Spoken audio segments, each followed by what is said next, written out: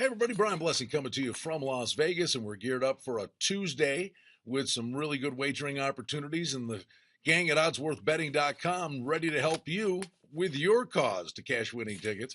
And all you have to do is check the featured pick of the day. It is available to you right below this video. As we look at Tuesday, a pretty healthy amount of action for us. We start in the NBA. There are 5 games on the docket. Not any huge marquee games. Detroit is at Charlotte. Houston at Phoenix. That could be a little bit of a track meet, could be an entertaining game.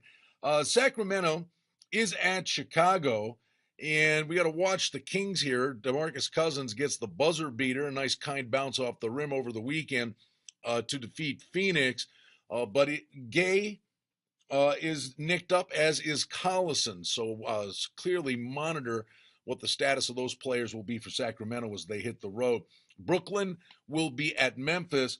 And then Denver has a date with the Lakers in LA, and Denver playing the night before against Oklahoma City. And mark this down. This is a team that's been sick. It's one of my favorite angles, especially in hockey, when teams go down to Florida and play Tampa Bay and the Panthers in Miami. Teams from the Northeast and Canadian teams go down there. The change of weather, they end up going back, and all of a sudden the flu surfaces, and it goes through the room like wildfire.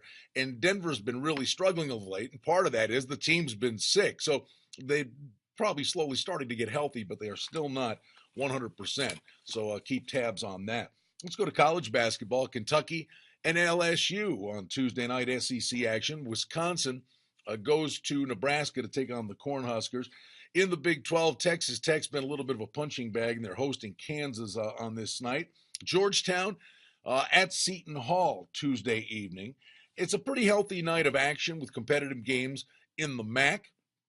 And in the Mountain West, Fresno State will be here in Las Vegas at the Thompson Mack Center to take on the Rebels, who had a big lead and then blew it, lost to Colorado State over the weekend.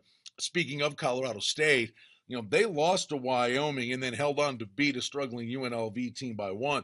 Now they welcome in New Mexico. And so far this year, it's been Colorado State and San Diego State. But there's just something about New Mexico when you get into the final stages of the season, and especially when the Mountain West tournament's here. Keep an eye on New Mexico. They could get the hot hand late in the year. As for the National Hockey League, there are 9 games on the docket. And again, March 2nd is the trade deadline in hockey.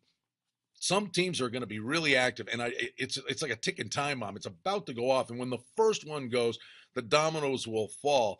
And there'll be action on trade deadline day. But I think there are several marquee guys now. Evander Kane's out there for Winnipeg. Tyler Myers in Buffalo, his name's been thrown out there. When one goes, other teams are going to react, trying to stock up their rosters for the end of the season. So keep tabs on roster changes and who's motivated for situations like it. Dallas is at Boston. Dallas, Lindy Ruff, they lost at Buffalo. They've been struggling of late. And Ruff calling out, letting in his goaltender.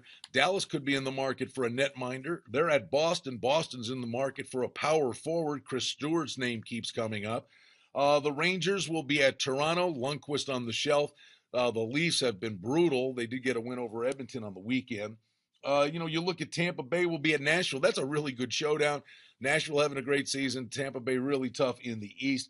And you wrap it up with Minnesota at Winnipeg on ice on Tuesday night. So there's a healthy amount of action coming up. And then this week, the golf up to Pebble Beach. That's always pretty exciting stuff. Jason Day, a winner over the weekend. Sunday gets it in a playoff hole. What J.B. Holmes was thinking, laying up on 18, one of the longest hitters on tour.